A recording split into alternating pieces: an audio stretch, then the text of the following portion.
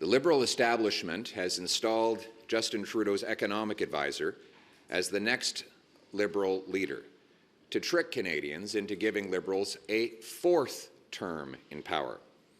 But he's just like Justin, and he's more of the same. We have the same Liberal MPs, the same Liberal advisors, the same Liberal promises, who will produce the same Liberal results: doubling housing costs, doubling the debt, doubling lineups at food banks, enriching the global elites at the expense of the working class. No, God! No, God, please, no! No! No! And making our economy more helpless and reliant on the Americans than ever before.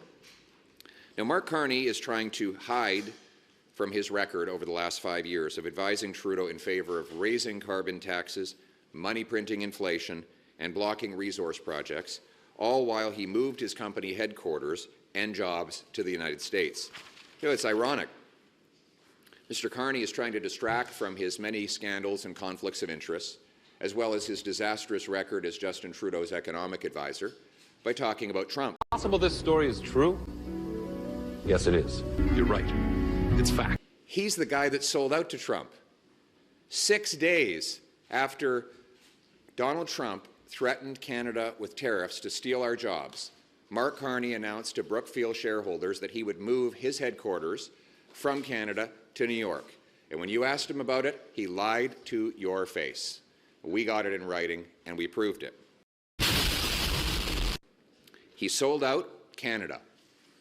He put his profit ahead of our people, and he did exactly what Donald Trump wanted. Never before have we had a prime minister so conflicted and compromised, and yet so little scrutinized.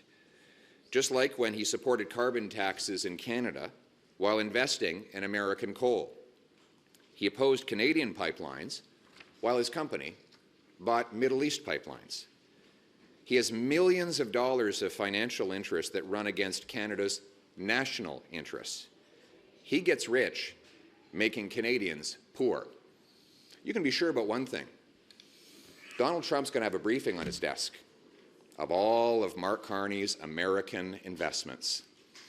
And he is going to leverage all of Carney's profit motive against the interest of the Canadian people.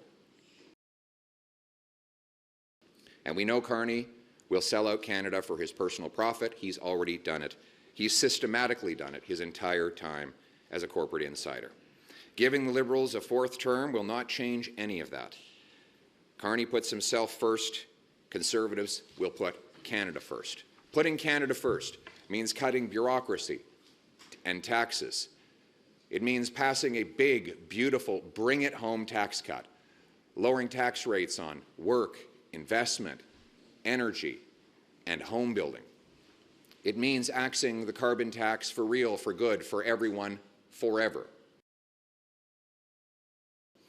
It means repealing the Liberal No New Pipelines Law C-69 and instead granting rapid permission to our companies to build more pipelines, more natural gas exports, more data centers, mines, and other natural resources to bring home powerful paychecks and production to our people.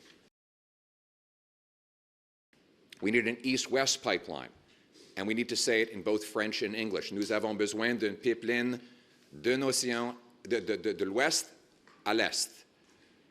Dans les deux langues officielles, il faut le dire sans équivoque, pour briser notre dépendance sur les Américains. We need to break our dependence on the Americans by building east-west pipelines. We need more interprovincial trade.